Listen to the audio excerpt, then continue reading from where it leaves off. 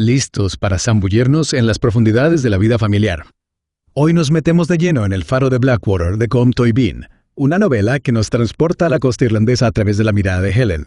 ¿Alguna vez te has preguntado cómo los roles que asumimos en nuestras familias pueden afectar nuestras relaciones y hasta nuestra propia identidad?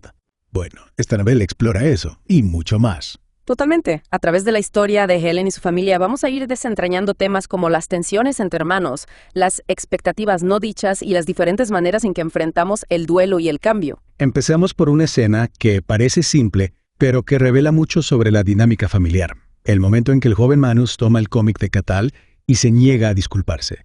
¿Qué te llamó la atención de esta interacción? Lo que me fascina es cómo Tóibín usa un evento tan simple para ilustrar las complejidades de la relación entre hermanos. Vemos a Manus impulsivo y desafiante en contraste con Cathal, que parece disfrutar del rol de hijo bueno. Esta dinámica, aunque aparentemente común, puede tener un impacto profundo en la formación de la personalidad de cada hermano. Totalmente. Y no olvidemos la reacción de Helen, que intenta manejar la situación con dos niños de personalidades tan distintas. Me intriga cómo el autor introduce sutilmente el uso del irlandés en sus diálogos, agregando otra capa a la dinámica familiar. Es un detalle brillante. El idioma en este caso se convierte en un símbolo de pertenencia y exclusión. Más adelante vemos cómo esta dinámica se repite en la escena de la fiesta, donde Helen se siente fuera de lugar al no comprender el irlandés que hablan los amigos de su esposo. Exacto. Y es interesante cómo Tóibín establece un paralelismo entre la incomodidad de Helen y la de Mary O'Meara, ambas mujeres que se enfrentan a la barrera del idioma en un entorno que les resulta ajeno. ¿Te ha pasado alguna vez sentirte excluido por no comprender un idioma o un código social? Claro, creo que es una experiencia bastante universal. La pertenencia a un grupo o a una familia a veces está marcada por códigos que no siempre son fáciles de descifrar. Volviendo a la dinámica familiar, hay un pasaje donde Helen reflexiona sobre cómo Cathal nunca se porta mal y cómo esto paradójicamente parece impulsar a Manus a actuar aún más. ¿Qué nos dice esto sobre la influencia de los roles que asumimos en la familia? Es un punto clave.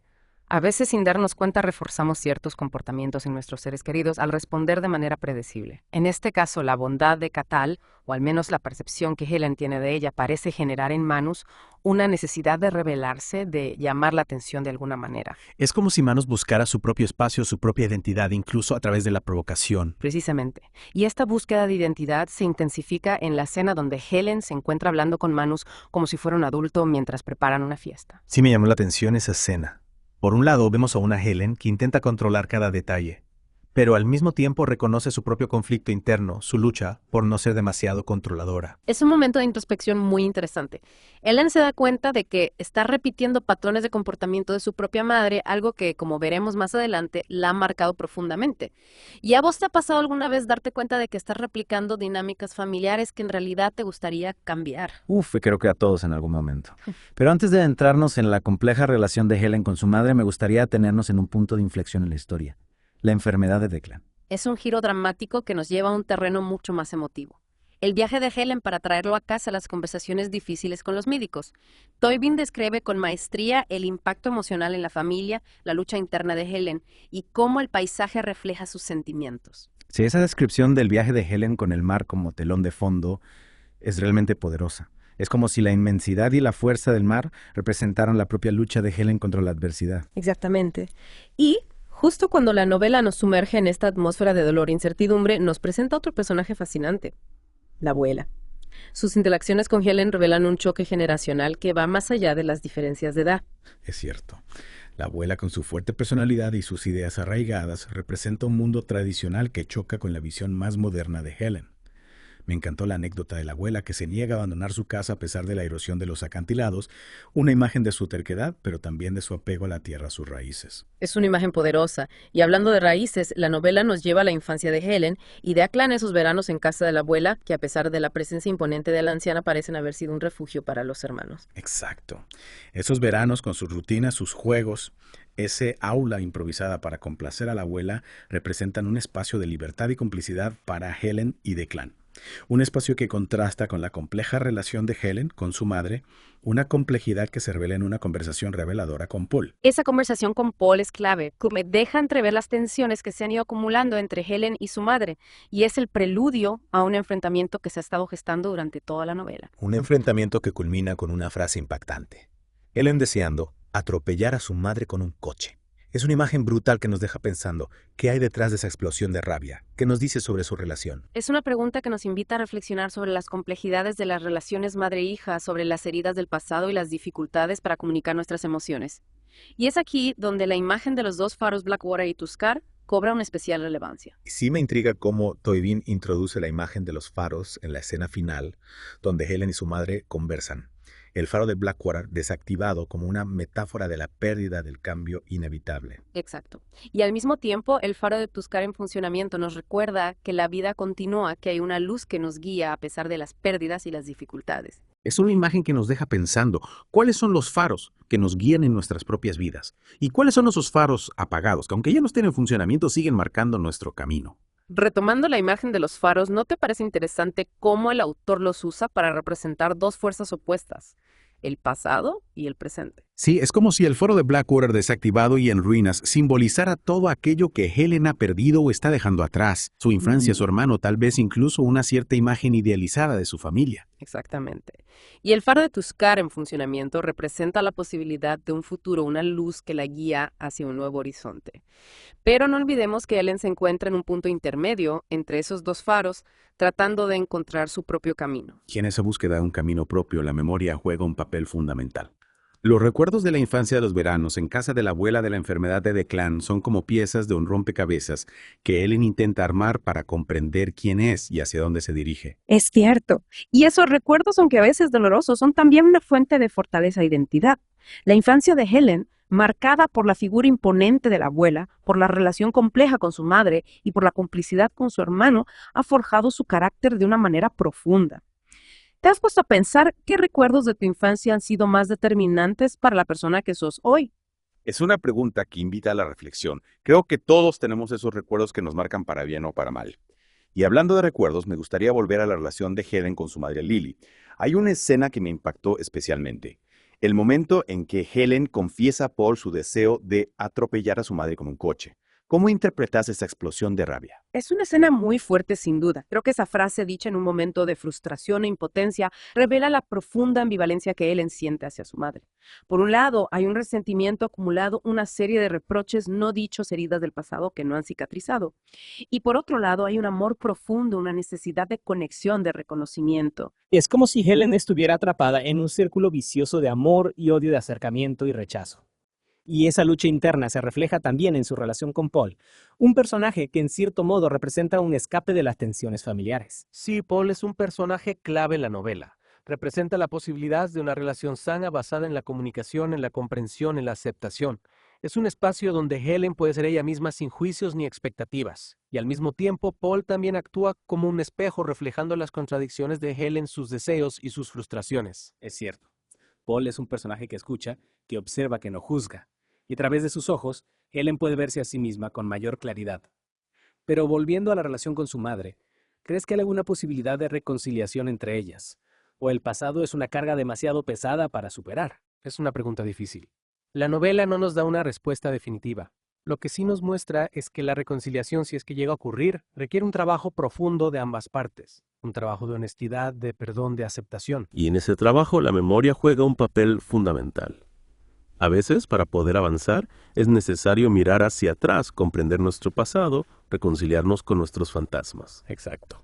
Y en ese proceso, los faros apagados del pasado pueden convertirse en puntos de referencia, en señales que nos ayudan a comprender nuestro presente y a proyectar nuestro futuro. Hablando de proyectar el futuro, me gustaría detenerme en la figura de Declan, el hermano de Helen, cuya enfermedad es un punto de inflexión en la novela. ¿Cómo interpretas el impacto de la enfermedad de Declan en la dinámica familiar? La enfermedad de Declan, además de ser una tragedia en sí misma, actúa como un catalizador que saca a la luz las tensiones latentes en la familia. Por un lado, vemos cómo la enfermedad une a Helen y a su madre en un objetivo común, cuidar de Declan. Pero al mismo tiempo, la enfermedad también exacerba las diferencias, los reproches, las viejas heridas que no han cicatrizado. Es como si la enfermedad los obligara a confrontar no solo la fragilidad de la vida, sino también la fragilidad de sus propios vínculos. Y en medio de ese dolor, de esa incertidumbre, cada personaje busca sus propias estrategias de afrontamiento. Es cierto, Helen se refugia en el cuidado de su hermano, en la organización, en el control. Su madre, por el contrario, parece negar la realidad, aferrándose a una imagen idealizada de Declan. Y el padre, como a menudo sucede en estas situaciones, se mantiene en un segundo plano como si no supiera cómo lidiar con el dolor.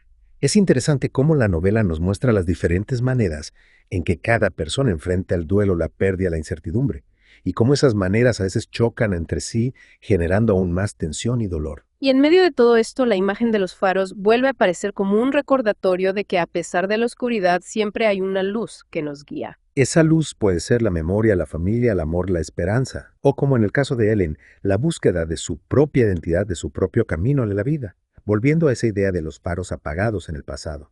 En la novela, el faro de Blackwater, desactivado y en ruinas, es una presencia constante en la vida de Ellen. ¿Cómo interpretarías esta metáfora en relación a su viaje personal? Es una imagen poderosa. El faro apagado representa un pasado que ya no está, pero que sigue proyectando su sombra sobre el presente. En el caso de Helen, ese pasado está marcado por la figura de la abuela, por la relación conflictiva con su madre, por la enfermedad de Declan, por la pérdida de una cierta inocencia. Son experiencias que la han moldeado, pero que también la atan a un dolor que a veces parece insuperable. Es como si Helen cargara con el peso de ese faro apagado sobre sus hombros. Y en su intento por liberarse de ese peso, busca refugio en el control, en la organización, en una especie de rigidez emocional que le impide conectarse plenamente con los demás. Exactamente. Y esa rigidez, esa dificultad para expresar sus emociones, se manifiesta especialmente en su relación con su madre. Hay una escena que me parece clave en este sentido. El momento en que Ellen, desbordada por la frustración, confiesa a Paul su deseo de atropellar a su madre con un coche. Es una imagen brutal, pero al mismo tiempo reveladora. Sí. Esa frase nos da una idea de la intensidad del conflicto interno que Helen está viviendo. Es como si, en ese instante, toda la rabia, el resentimiento, la impotencia que ha acumulado a lo largo de los años salieran a la superficie. Es un momento de catarsis, de liberación, aunque sea a través de una fantasía violenta. Y lo interesante es que esa explosión de rabia no va dirigida únicamente a su madre, sino también a ella misma, a su propia incapacidad para romper con el pasado, para perdonar, para dejar ir el dolor. Es como si Helen estuviera atrapada en una telaraña de emociones negativas que la inmovilizan, que le impiden avanzar. ¿Crees que la novela nos ofrece alguna pista sobre cómo Helen podría liberarse de esa telaraña? Creo que la clave está en la imagen del faro de Tuscar, el faro que sigue en funcionamiento, que representa la posibilidad de un futuro, de un cambio. Helen necesita encontrar su propio faro, una luz que la guíe en su camino hacia la sanación, hacia la reconciliación consigo misma y con su pasado. Esa luz podría ser el amor, la amistad, la familia, la propia fuerza interior, o quizás una combinación de todas estas cosas. Lo importante, como bien decís, es que Helen encuentre su propia brújula, su propia manera de navegar por las aguas turbulentas de la vida. Y en ese viaje, la memoria puede ser una aliada o una enemiga, depende de cómo la usemos. Si nos aferramos a los recuerdos dolorosos, si nos dejamos atrapar por el resentimiento y la culpa, la memoria se convertirá en un lastre que nos impedirá avanzar.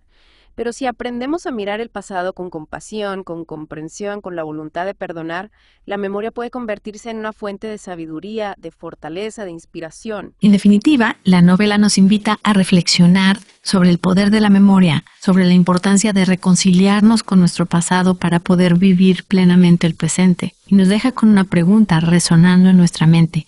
¿Cuáles son los faros que guían nuestro propio camino? ¿Cuáles son las luces que nos ayudan a encontrar el rumbo en medio de la oscuridad? Esa es una pregunta que cada uno de nosotros debe responder por sí mismo. Y con esa reflexión damos por concluida nuestra inmersión en el faro de Blackwater. Gracias por acompañarnos en este viaje.